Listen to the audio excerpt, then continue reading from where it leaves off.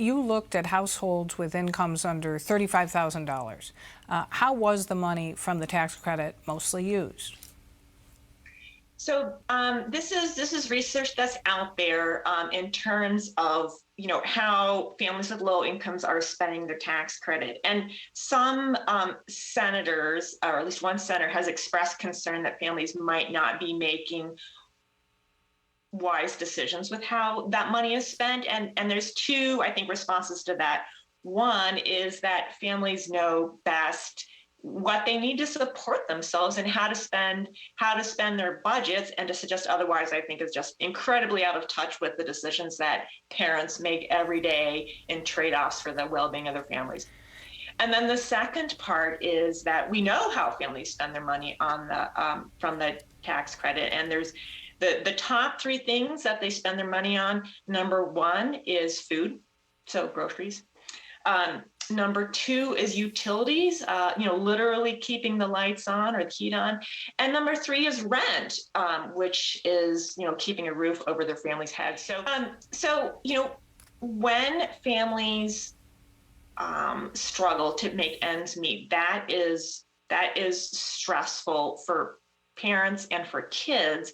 And there was just a piece in the news recently about how there was a study where they had poor mothers, and they gave the mothers a cash stipend for the first year of the kids' lives, and measured the brain development of the kids, and saw that there was improved brain development from giving them some support. And so what we see is that poverty, whether that's from low wages or other things, has stress for kids and parents that can affect their health, that can affect their academic achievement, and can just have effects, the whole rest of their lives. And if we can make initial investments now, that can pay off for everybody in the long term. There's kind of three improvements that Build Back Better was going to make. One was, or that we had in the American Rescue Plan last year, and that were going to be continued.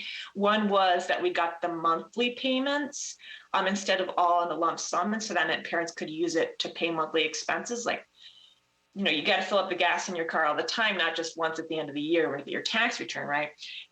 The second was the increased credit amounts, which you talked about. And then the third, which has the biggest bang for the buck in terms of poverty reduction, is that it removed a provision that prohibited parents with the lowest incomes from getting the full credit amount.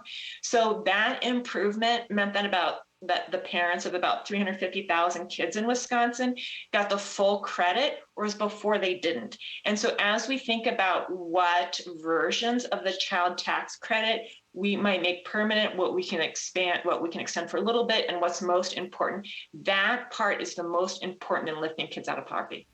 All right. Well, thank you very much for your information. Tamarine Cornelius, appreciate it. Thank you.